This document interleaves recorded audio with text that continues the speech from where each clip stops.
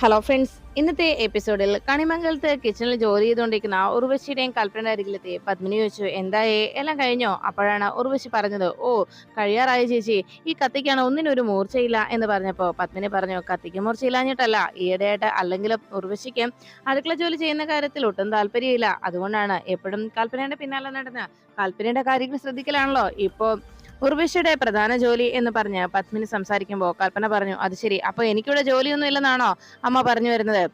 എന്നെ കൊണ്ട് ചെയ്യാൻ പറ്റുന്നതൊക്കെ ഞാൻ ചെയ്യുന്നുണ്ട് എന്ന് കൽപ്പന അറിയിക്കുമ്പോൾ പത്മിനി ചോദിച്ചു, അതിന് എന്ത് ജോലിയാണ് നീ ചെയ്യുന്നത്? ഞാനിവിടെ ഒന്നും കാണുന്നില്ലല്ലോ, നീ ചെയ്യുന്ന ജോലികളൊന്നും എന്ന് പറഞ്ഞപ്പോ അപ്പോഴേക്കും കൽപ്പന അരികിലേക്ക് വന്ന് പറഞ്ഞു, സൂര്യയുടെ കാര്യം മുഴുവൻ ഞാനല്ലേ നോക്കുന്നത്. അത് തന്നെ ഞാൻ പറഞ്ഞത്, അത്രയും ജോലികൾ തന്നെ ചെയ്യുമ്പോൾ തന്നെ എല്ലാമായില്ലേ, ആ ജോലികൾ ചെയ്യുന്നത് തന്നെ വലിയ കാര്യമാണ് എന്ന് പറഞ്ഞു പത്മിനിയോട് തർക്കിച്ച് സംസാരിക്കുന്ന കൽപ്പനയുടെ വാക്കുകൾക്ക് മറുപടി നൽകാനാകാതെ അങ്ങനെ പത്മിനി നിൽക്കുമ്പോൾ അത് കേട്ടുകൊണ്ട് അവിടേക്ക് എത്തിയ ജയഭാരതി മുത്തശ്ശി പറഞ്ഞു, അത് ശരി, സൂര്യയുടെ കാര്യങ്ങൾ ചെയ്യുന്നത് അത് എത്ര വലിയ കാര്യമാണെന്നാണോ നീ പറഞ്ഞു വരുന്നത്? അപ്പോഴേക്കും കൽപ്പന പറഞ്ഞു, അതെ, അടുക്കള ജോലിയൊന്നും എനിക്ക് അത്രയ്ക്ക് വലിയ ഇഷ്ടമുള്ള കാര്യമല്ല, എന്നെ കൊണ്ട് ചെയ്യാനും പറ്റില്ല എന്ന് പറഞ്ഞപ്പോൾ ജയഭാരതി മുത്തശ്ശി പറഞ്ഞു, അതെ, അടുക്കള ജോലി ചെയ്യാൻ അറിയില്ല എന്ന് പറയുന്നത് അത് വലിയ ഗമയായിട്ടൊന്നും പറയേണ്ട കാര്യമില്ല, അതൊരു പെണ്ണിനെ സംബന്ധിച്ച് ഏറ്റവും വലിയ കുറവ് തന്നെയാണ് എന്ന് മുത്തശ്ശി കൽപ്പനയോട് പറഞ്ഞു. ഇതെല്ലാം കേട്ട് നിന്ന കൽപ്പന ഉടനെ പറഞ്ഞു, മുത്തശ്ശി, ഇന്നത്തെ കാലത്ത് ഇതൊക്കെ വെറുതെ പറയുന്നതാണ്. വെറുതെ പഴമക്കാർ ഓരോന്നും പറയുന്നുണ്ട് വീട്ടിൽ ഉണ്ടാക്കുന്ന ഭക്ഷണം കഴിക്കുന്നതിനെ കുറിച്ച്. എന്നാൽ ഇന്ന് മൊബൈൽ ഫോൺ എന്നെടുത്ത് അതിൽ നമുക്ക് വേണ്ട ഭക്ഷണം എന്താണെന്ന് ഒന്ന് കുത്തിയാൽ മതി, ആ നിമിഷം അവർ ഭക്ഷണവുമായി നമുക്ക് മുന്നിലേക്ക് എത്തും. അതാണ് ഇന്നത്തെ ജനറേഷൻ. അല്ലാതെ വീട്ടിലെ പാചകം ചെയ്ത ഭക്ഷണം മാത്രമേ കഴിക്കൂ എന്നൊന്നും പിടിവാശി പിടിക്കുന്ന ആളുകളല്ല ഇന്നത്തെ കാലത്തുള്ളത് എന്ന് കൽപ്പന അറിയിക്കുമ്പോൾ മുത്തശ്ശി പറഞ്ഞു, അത് ശരി തന്നെയാ, നമുക്ക് ഇഷ്ടമുള്ള വിഭവം എന്താണെന്ന് മൊബൈൽ എടുത്ത് ഒന്ന് ഓർഡർ ചെയ്താൽ അത് നിമിഷ നേരങ്ങൾ കൊണ്ട് നമുക്ക് മുന്നിലെത്തും. പക്ഷേ അതുകൊണ്ട് അത്തരത്തിലുള്ള ഭക്ഷണം കഴിക്കുന്നത് കൊണ്ട് ഉണ്ടാകുന്ന നമുക്കുണ്ടാകുന്ന ആരോഗ്യ പ്രശ്നങ്ങളെ കുറിച്ചാണ് പിന്നീട് ആരും അറിയാതെ പോകുന്നത്. സത്യത്തിൽ അങ്ങനെയൊക്കെ ഉണ്ടായി കഴിഞ്ഞാൽ എന്തൊക്കെ പ്രശ്നങ്ങളാണ് നമ്മൾ നേരിടേണ്ടി വരുന്നതെന്ന് മനസ്സിലാക്കി നോക്കണം. 2-3 തവണ ആ ഒരേ ആഹാരം തന്നെ കഴിച്ചു കഴിയുമ്പോൾ നമുക്ക് മടുക്കും. പിന്നീട് നമ്മള് വീട്ടിലെ ഊണ്, അതുപോലെ തന്നെ അമ്മയുടെ രുചി എന്നൊക്കെ പറഞ്ഞ് അമ്മ ഉണ്ടാക്കുന്ന ഭക്ഷണം എന്നൊക്കെ ബോർഡ് എഴുതി വെച്ചിരിക്കുന്നത് പല സ്ഥലങ്ങളിലേക്ക് നമ്മൾ അന്വേഷിച്ചു പോകുന്നതും അതുകൊണ്ട് തന്നെയാണ്. എന്നാൽ ഒരു കാര്യം മനസ്സിലാക്കിക്കോ, അങ്ങനെയുള്ള സ്ഥലങ്ങളിൽ നിന്ന് ഭക്ഷണം കഴിച്ചിട്ടുണ്ടാകാൻ പോകുന്നതും പിന്നീട് രോഗികളായി ദീർഘകാലം മുഴുവൻ നമ്മൾ ജീവിക്കേണ്ടി വരുന്നത് ആ ഒരു അവസ്ഥയിലേക്കായി പോകുന്നതും വീട്ടിലുണ്ടാക്കുന്ന ഭക്ഷണം കഴിക്കാത്തതുകൊണ്ടാണെന്ന് മുത്തശ്ശി പറയിക്കുമ്പോൾ ഇതെല്ലാം കേട്ട് നിന്ന കൽപ്പന, ഓ, ഇന്നതിനിപ്പോ ഇതിന് മെനക്കെടുന്നത് ആരാണ് എന്ന് ചോദിച്ചു. അപ്പോഴാണ് മുത്തശ്ശി പറഞ്ഞത്, ഇന്നത്തെ കാലത്തെ പെൺകുട്ടികളെ കുറിച്ച് അങ്ങനെ അങ്ങ് പറയേണ്ട കാര്യമൊന്നുമില്ല. അതാ നോക്കിക്കേ, ഈ പ്രിയങ്ക മോള് തന്നെ എല്ലാവർക്കും ഇഷ്ടമുള്ള ആഹാരം പാചകം ചെയ്ത് കൊടുക്കുന്ന വിദഗ്ധയായിട്ടുള്ള, അത്രയ്ക്കും നല്ല പാചകത്തിൽ അത്രയും നല്ല കൈപുണ്യമുള്ള കുട്ടിയാണ്. ഇന്ന് എല്ലാവരും നോക്കിക്കോ മോളുടെ കൈപുണ്യം അറിയാൻ പോകുന്നത്. അല്ല, ഇന്നത്തെ ജോലിയെല്ലാം കഴിഞ്ഞോ പത്മിനി? ചട്നി ഉണ്ടാക്കിയോ എന്ന് ചോദിച്ചപ്പോ പത്മിനി പറഞ്ഞു, ഇല്ലമ്മേ, ചട്നി കൂടി ആകണം. അത് കേട്ടപ്പോഴേക്കും മുത്തശ്ശി പറഞ്ഞു, എന്നാ ശരി, ഇന്ന് പ്രിയങ്ക മോൾ ഉണ്ടാക്കട്ടെ ചട്നി. അപ്പോ അറിയാവല്ലോ, എല്ലാവർക്കും പ്രിയങ്ക മോളുടെ കൈപുണ്യം മനസ്സിലാവും. മോളുണ്ടാക്കുന്ന ആ ചട്നി കഴിച്ചിട്ടാട്ടെ ഇനി ഇവരുടെ സംസാരമൊക്കെ. അപ്പോ മോളുടെ കൈപുണ്യത്തെ കുറിച്ച് ഇവരെന്താ പറയുന്നതെന്ന് അറിയാവല്ലോ. മോളെ കുറ്റപ്പെടുത്തുകയാണോ അതോ മോളുടെ കൈപുണ്യത്തെ കുറിച്ച് ഇവരെന്താ പറയുന്നതെന്ന് നമുക്ക് നോക്കാം എന്ന് പറഞ്ഞ്, എന്താ പ്രിയങ്ക മോൾ തയ്യാറല്ലേ എന്ന് ജയഭാരതി മുത്തശ്ശി പ്രിയങ്കയോട് ചോദിച്ചു. അത് കേട്ടതും മുത്തശ്ശിയോട് പ്രിയങ്ക പറഞ്ഞു, അയ്യോ മുത്തശ്ശി, ഇപ്പൊ എനിക്ക് പറ്റില്ല എന്ന് കേട്ടതും, എന്താ മോളെന്താ ഇപ്പൊ ചെയ്യാത്തത് എന്ന് ചോദിച്ചു. അപ്പോഴേക്കും പ്രിയങ്ക പറഞ്ഞു, അത് പിന്നെ മുത്തശ്ശി, വേറൊന്നും അല്ല, ഇപ്പോ ഞാൻ ചട്നി ഉണ്ടാക്കാത്തത്, ഞാൻ ഇന്ന് കുളിച്ചിട്ടില്ല. ഇന്നലെ വൈകിട്ട് വല്ലാത്ത തലവേദനയായിരുന്നത് കൊണ്ട് രാവിലെ എഴുന്നേറ്റപ്പോൾ ഞാൻ കുളിച്ചില്ല. അമ്മ പറഞ്ഞിരിക്കുന്നത് കുളിക്കാതെ അടുക്കളയിൽ കയറരുത് എന്നാണ്. അതുകൊണ്ടാണ് ഞാൻ ഇപ്പോ പറ്റില്ല എന്ന് പറഞ്ഞതെന്ന് പ്രിയങ്ക അറിയിച്ചു. അത് കേട്ടപ്പോഴേക്കും മുത്തശ്ശി പറഞ്ഞു, ഓ അതാണോ, സാരയില്ല, മോള് പോയി കുളിച്ചിട്ട് വന്നിട്ട് അടുക്കളയിൽ കയറിയാൽ മതി എന്ന് പറഞ്ഞു. ശരി മുത്തശ്ശി എന്ന് പറഞ്ഞ് പ്രിയങ്ക അവിടെ നിന്ന് പോയി കഴിയുമ്പോൾ മുത്തശ്ശി കൽപ്പനയോട് പറഞ്ഞു, കണ്ടില്ലേ, ഇതാണ് ഓരോ കുടുംബത്തിലും ജനിച്ചു വളർന്നതിന്റെ പ്രത്യേകത. ആ കുട്ടിയെ ശീലിച്ചിരിക്കുന്നത് കുളിച്ചിട്ട് മാത്രമേ ഇവിടെ അടുക്കളയിൽ പ്രവേശിക്കാൻ പാടുള്ളൂ എന്നാണ് ആ കുട്ടിയുടെ അമ്മ ആ കുട്ടിയെ പഠിപ്പിച്ചിരിക്കുന്നത്.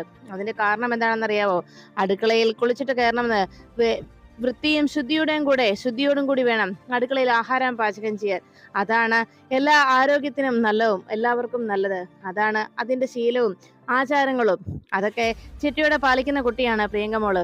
അതുകൊണ്ടാണ് ആ കുട്ടി അങ്ങനെയൊക്കെ ചെയ്യുന്നതും പ്രവർത്തിക്കുന്നതും. കണ്ടു പഠിക്കണം കാര്യങ്ങളൊക്കെ എന്ന് പറഞ്ഞ് പ്രിയങ്കയെ പുകഴ്ത്തി മുത്തശ്ശി അവിടെ നിന്ന് പോകുന്നു. അപ്പോഴേക്കും പ്രിയങ്ക ആകെ ടെൻഷനിലായി കഴിഞ്ഞു. അതിനുശേഷം എല്ലാവരും ഭക്ഷണം കഴിക്കാനായി ഒന്നിച്ചു വന്നിരിക്കുന്ന നേരത്ത് ഈ ഉർവശി പ്രിയങ്കയ്ക്കിട്ട് ഒരു പണി കൊടുക്കുന്നതിനെ കുറിച്ച് കൽപ്പനയോട് സംസാരിച്ചിരുന്നു. കൽപ്പന പറഞ്ഞത്, എന്തായാലും നാളെ വരുണിന്റെ ബർത്ത്ഡേ ആകാൻ പോവല്ലേ, അപ്പോ ആ ബർത്ത്ഡേക്ക് അവളെ കൊണ്ട് തന്നെ നമുക്ക് സദ്യ ഉണ്ടാക്കിക്കാം. ഇതൊക്കെ വെറുതെ അവൾ എല്ലാവരുടെയും മുന്നിൽ അഭിനയം കാഴ്ചവെക്കുന്നതാണെങ്കിൽ അവളുടെ യഥാർത്ഥ മുഖം എന്താന്ന് നമുക്ക് എല്ലാവർക്കും മുന്നിൽ വെളിപ്പെടുത്തണം. അടുത്ത ദിവസം വരുണിന്റെ പിറന്നാൾ സദ്യ നമുക്ക് അവളെ കൊണ്ട് തന്നെ ഉണ്ടാക്കിക്കാം. അതിനു വേണ്ട വഴികളൊക്കെ ഞാൻ നോക്കിക്കോളാം എന്ന് പറഞ്ഞു. പിന്നീട് എല്ലാവരും ഒന്നിച്ചിരുന്ന് ഭക്ഷണം കഴിക്കുന്നതിനിടയിൽ വരുൺ അവിടേക്ക് എത്തിയപ്പോ വരുണിന് ഭക്ഷണം വിളമ്പി കൊടുക്കുന്ന വല്ലാത്ത താല്പര്യം കാട്ടുകയാണ് പ്രിയങ്ക.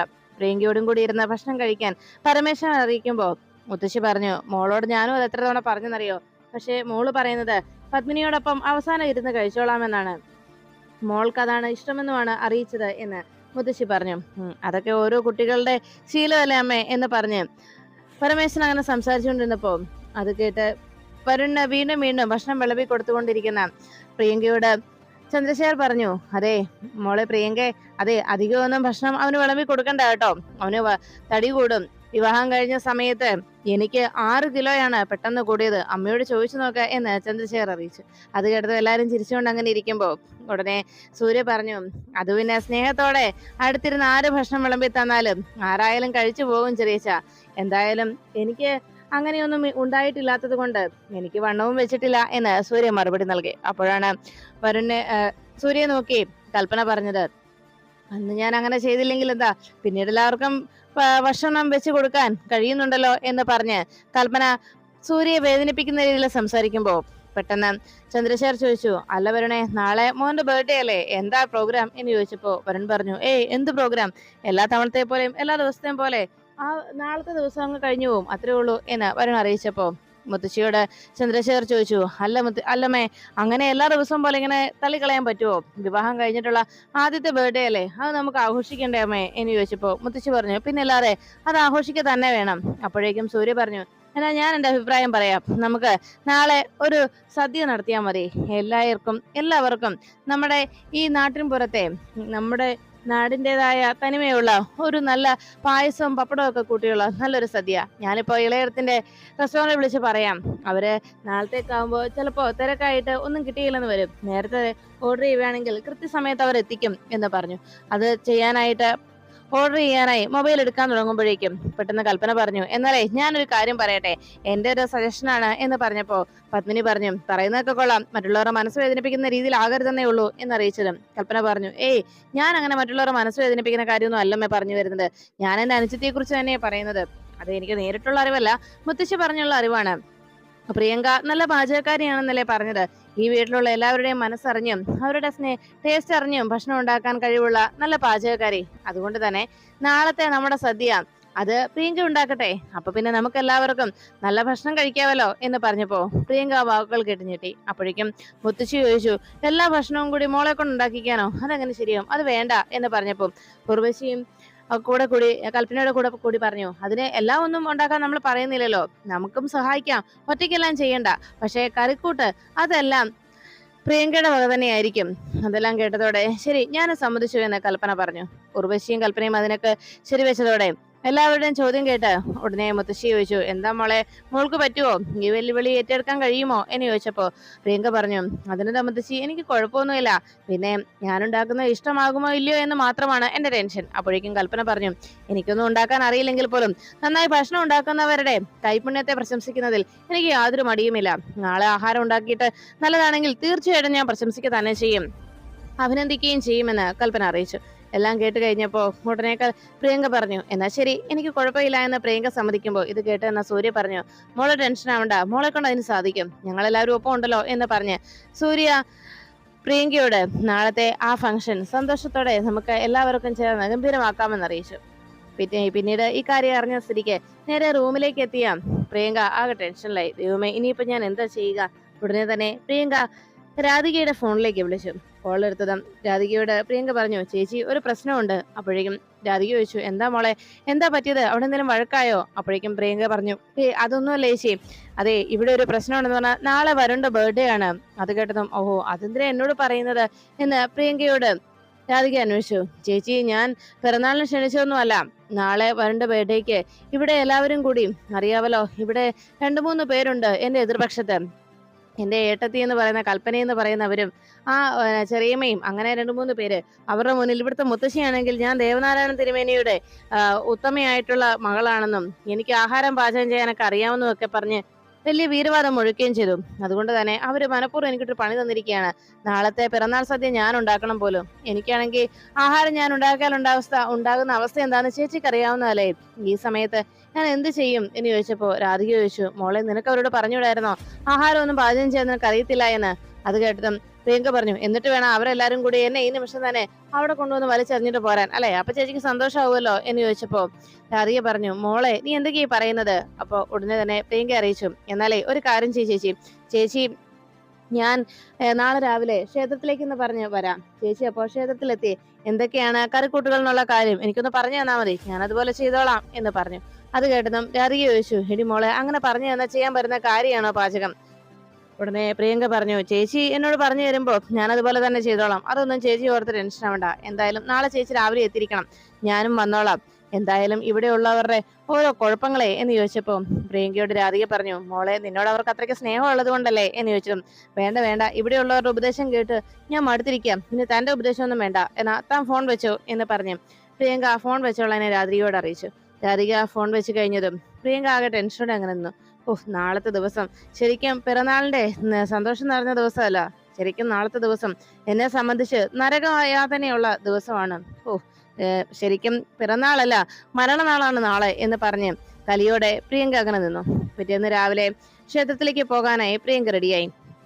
പ്രിയങ്ക പോകാനായിട്ട് വാതിക്കലേക്ക് എത്തിയതും ആ സമയത്ത് പരമേശ്വരന് കുടിക്കാനായി ചായമായി വന്ന പത്മിനിയെയും പരമേശ്വരനെയും കണ്ടുടനെ പ്രിയങ്ക പറഞ്ഞു, അതെ ഞാനൊന്ന് ക്ഷേത്രത്തിൽ വരെ പോവാമേ. അത് കേട്ട ഉടനെ തന്നെ അവര് ചോദിച്ചു, ക്ഷേത്രത്തിൽ പോവാന്നോ? അല്ല മോളെന്താ ക്ഷേത്രത്തിലേക്ക് പോവാമെന്ന് തീരുമാനിച്ചത് എന്നാലോചിച്ചു. ഇന്ന് വരുണിന്റെ ബർത്ത്ഡേ അല്ലേ, അതുകൊണ്ട് അച്ഛനോട് ഒരു പ്രത്യേക വഴിപാട് കഴിപ്പിക്കാൻ ഞാൻ പറഞ്ഞിട്ടുണ്ട്.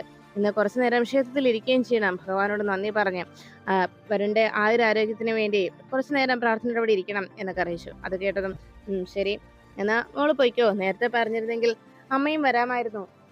അത് കേട്ട ഉടനെ പത്നിയോട് പ്രിയങ്ക പറഞ്ഞു, ആരെയും ബുദ്ധിമുട്ടിക്കാതിരിക്കാൻ വേണ്ടിയാണ് ഞാൻ അത് പറയാതിരുന്നത് അമ്മേ എന്ന് പറഞ്ഞ് പ്രിയങ്ക അങ്ങനെ സംസാരിച്ചുകൊണ്ടിരിക്കുമ്പോ വരുണിനെ കൂടെ കൂട്ടാമായിരുന്നില്ലേ എന്ന് പരമേശ്വരൻ ചോദിച്ചു. അത് ശരിയാവുമായിരുന്നില്ല ചാ, കാരണം വരുൺ ആകെ തിരക്കിലായിരിക്കുമല്ലോ, അതുകൊണ്ടാണ് ഞാൻ വരുണിനെ വിളിക്കാതിരുന്നെന്ന് പ്രിയങ്ക മറുപടി നൽകി. അപ്പോഴേക്കും വീണ്ടും പരമേശ്വരൻ ചോദിച്ചു, മോളെ എന്തായാലും മോളോട് എനിക്കൊന്നേ പറയാനുള്ളൂ, നിങ്ങൾക്കിടയിലുള്ള പ്രശ്നങ്ങളൊക്കെ തീർന്നല്ലോ അല്ലേ എന്ന് ചോദിച്ചപ്പോ വരുൺ അവൻ ചിലപ്പോ ചില എടുത്തുചാട്ടങ്ങളൊക്കെ കാണിച്ചു തന്നിരിക്കും, എന്നാലും നമ്മളുടെ ദാമ്പത്യ ജീവിതം എന്ന് പറഞ്ഞാൽ അങ്ങനെയാണ്. ചിലരുടെ ചില സമയത്ത് പരസ്പരം വിട്ടുവീഴ്ചകൾക്കൊക്കെ തയ്യാറാകണം, ചിലത് കണ്ടില്ല കേട്ടില്ല എന്ന് നമ്മൾ ക്ഷമിക്കുകയും സഹിക്കുകയും ചെയ്യണം, എന്നാൽ മാത്രമേ നല്ലൊരു ജീവിതം മുന്നോട്ടുണ്ടാവുകയുള്ളൂ എന്ന് പ്രമേശൻ അറിയിച്ചതും പ്രിയങ്ക പറഞ്ഞു, എനിക്കറിയാച്ചാ എന്റെ ഭാഗത്തുനിന്ന് ഒരു കുഴപ്പവും ഞാൻ ഉണ്ടാക്കില്ല എന്ന് പ്രിയങ്ക മറുപടി നൽകി.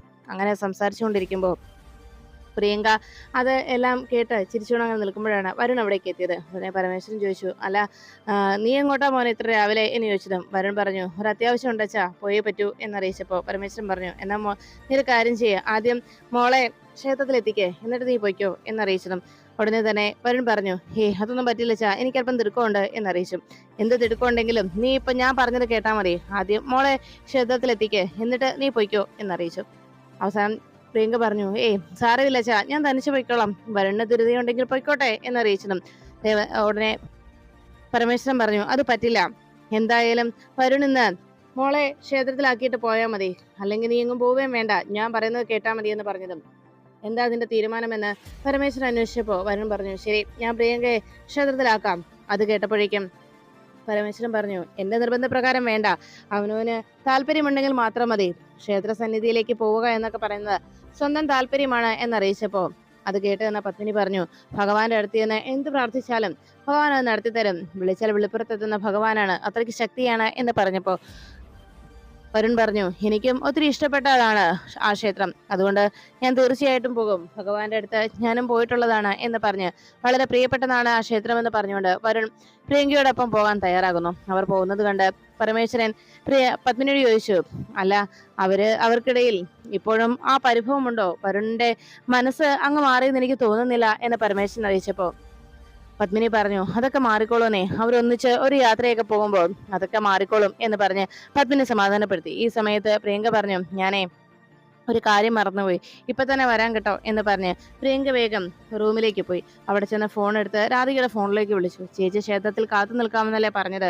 ഈ സ്ഥിതിക്ക് വരുൺ കൂടെ ഉണ്ടെങ്കിൽ അവിടെ ചേച്ചി നിൽക്കാതിരിക്കുന്നതാണ് നല്ലത്. ചേച്ചിയോട് വരണ്ട എന്ന് പറയാം എന്ന് ആലോചിച്ച് ഫോൺ വിളിച്ചിട്ടും ഫോൺ ഔട്ട് ഓഫ് കവറേജ് ആണെന്ന് പറയുന്നത് കേട്ട് ആകെ നിരാശയിലായി പ്രിയങ്ക. അപ്പോഴേക്കും അവിടേക്ക് പത്മിനിയും എത്തി.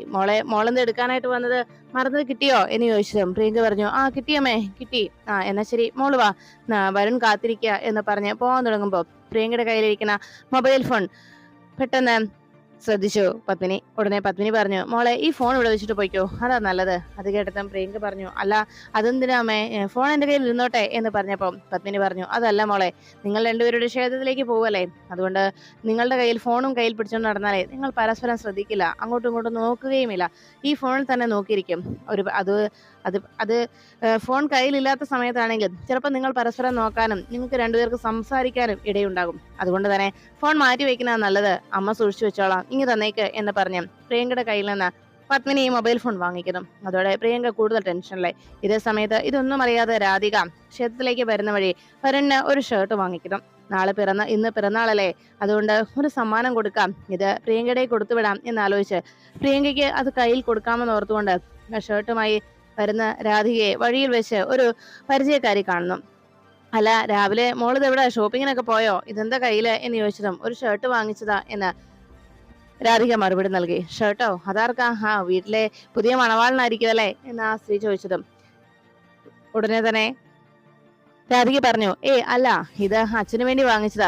അച്ഛന് വേണ്ടിയോ? അല്ല ഇന്ന് എന്തെങ്കിലും പ്രത്യേകതയുണ്ടോ എന്ന് ചോദിച്ചിട്ടും പ്രത്യേകതയൊന്നുമില്ല, വെറുതെ ഒരു ഷർട്ട് അച്ഛന് വേണ്ടി വാങ്ങിച്ചതേ ഉള്ളൂ എന്ന് രാധിക അറിയിച്ചിട്ടും എന്നാ ശരി, എന്തായാലും പ്രിയങ്കമോള് വരുമ്പോൾ എന്റെ അന്വേഷണം പറയണം കേട്ടോ എന്ന് പറഞ്ഞും ശരി പറയാൻ ചേച്ചി എന്ന് പറഞ്ഞ് രാധിക വേഗം ആ ഷർട്ടുമായി നടന്നീങ്ങി. രാധിക ഷർട്ട് വാങ്ങിച്ചുകൊണ്ട് നേരെ ക്ഷേത്രത്തിൽ വന്ന് അവിടെ പ്രിയങ്ക വരുന്നത് കാത്ത് വാതിൽക്കൽ തന്നെ നിന്നു. അപ്പോഴാണ് അവിടുത്തെ കണിമംഗലത്തെ കാറ് വരുന്നത് കണ്ടത്. അത് വന്ന് നിർത്തിയതും അതിൽ നിന്ന് രാധിക പുറത്തേക്ക് ഇറങ്ങുന്ന പ്രിയങ്കയെ തന്നെ പ്രതീക്ഷയോടെ നോക്കിയിരുന്നു. പ്രിയങ്ക ഡോറ് തുറന്ന് പുറത്തേക്ക് ഇറങ്ങുമ്പോൾ ഇപ്പുറത്തെ ഡ്രൈവർ സീറ്റിലെ ഡോറ് തുറന്ന് പുറത്തേക്ക് ഇറങ്ങുന്നത് വരുണാണെന്ന് കണ്ടതോടെ രാധിക ആകെ ടെൻഷനിലായി. ദൈവമേ, വരുണോ, ഇനിയിപ്പോ എന്ത് ചെയ്യും? അവൾ തനിച്ച് വരുമെന്നല്ലേ പറഞ്ഞത്, എന്നിട്ടിപ്പോ വരുണിനെയും കൂട്ടി വന്നത് എന്നോർത്ത് വല്ലാത്ത ടെൻഷനിലായി രാധിക. ഉടൻ തന്നെ വരുണിനെ കണ്ടതും വരുൺ തന്നെ കാണണ്ടായെന്ന് വിചാരിച്ച് കയ്യിലിരുന്ന ആ ഷർട്ടുമായി രാധിക വേഗം അവിടെ നിന്ന് ക്ഷേത്ര പരിസരത്തുള്ള ആ ചെറിയ കാട്ടിലേക്ക് കയറി. വരുണിന്റെ കണ്ണിൽ പെടാതിരിക്കാനായി പതുക്കെ ആ മരത്തിനിടയിലൂടെ നടന്ന് തിരിച്ചു പോകാമെന്നോർത്ത് അതുവഴി നടന്നു പോകുമ്പോൾ ആ ക്ഷേത്രത്തിൽ അപ്രതീക്ഷിതമായി എത്തുന്ന ഗൗതവും സംഘവും അതിലെത്തിയ രാധികയെ കാണുന്നു. രാധികയെ തക്കത്ത് തന്നെ അവിടുന്ന് പൊക്കാമെന്ന് വിചാരിച്ച് ഗൗതമിന്റെ കൂട്ടാളികളും ഗൗതമും ചേർന്ന് രാധിക അവിടുന്ന് പിടിച്ചോണ്ട് പോകാനായി ശ്രമിക്കുന്നു. ഗൗതം അപ്പുറത്ത് മാറി നിന്ന് തന്റെ കൂടെയുള്ള സുഹൃത്തുക്കളെ കൊണ്ട് രാധികയെ പിടിച്ചു വലിച്ച് കാറിൽ കയറാനായി ശ്രമിക്കുമ്പോൾ രാധികയുടെ കയ്യിൽ കടന്നു പിടിക്കുന്ന ആ ഗുണ്ടയിൽ നിന്ന് കുതിരി മാറാനായി രാധിക ശ്രമിക്കുന്നതിനിടയിൽ പെട്ടെന്ന് ആ ഗുണ്ടയുടെ കൈ തട്ടിമാറ്റി രാധികയെ രക്ഷിച്ചുകൊണ്ട് മറ്റൊരാൾ മുന്നിലേക്ക് വന്നെത്തി. അതാരാണെന്ന് ഞെട്ടലോടെ രാധിക വീഴാൻ പോകുന്നതിനിടയിൽ രാധികയെ ആ വീഴ്ചയിൽ നിന്ന് പിടിച്ച് തന്റെ അരികിലേക്ക് ചേർത്ത് പിടിക്കുന്ന ആളുടെ മുഖം കണ്ടതും രാധിക ഞെട്ടി. വരുൺ പുഞ്ചിരിയോടെ രാധികയെ നോക്കി. അതിനുശേഷം രാധികയെ കുറെ നാളുകൾക്ക് ശേഷം തന്റെ അന്വേഷണത്തിന് ശേഷം രാധികയെ കണ്ടതിന്റെ സന്തോഷവും അതോടൊപ്പം അവളെ അപകടപ്പെടുത്താനായി ശ്രമിച്ചവരെ തല്ലി ഓടിക്കുന്നതിന്റെ ആ സന്തോഷത്തിലും വരുൺ രാധികയെ തന്റെ അരികിലേക്ക് തന്നെ ചേർത്ത് പിടിച്ചുകൊണ്ടേ നിന്നു. അപ്രതീക്ഷിതമായ രാധിക വരുണിനെ കണ്ടതിൽ മതിമറന്ന് വരുണിന്റെ മുഖത്തേക്ക് തന്നെ നോക്കി നിൽക്കുകയാണ് രാധിക. അപ്പോഴേക്കും വരുൺ ഈ ഒരു പ്രശ്നത്തിലും വന്ന് ഇടപെട്ടത് കൊണ്ട് ഒരു കാരണവശാലും വരുൺ തന്നെ കാണല് എന്നതിനാൽ ഗൗതം വേഗം വരുണിന്റെ കണ്ണിൽ പെടാതെ അവിടെ നിന്ന് ഓടി രക്ഷപ്പെടുന്നു. രാധിക വരുണിനായി വാങ്ങിച്ച ആ ഷർട്ട് വരുണിനെ സമ്മാനിക്കുന്നതിന് വേണ്ടി തന്റെ മുന്നിലേക്ക് വരുൺ എത്തിയതിന്റെ സന്തോഷത്തിൽ മറ്റെല്ലാം മതിമറന്ന് വരുണിനെ തന്നെ നോക്കി നിൽക്കുമ്പോൾ പ്രിയങ്ക രാധികയെ അന്വേഷിച്ച് അവിടേക്ക് വന്നെത്തുന്നു.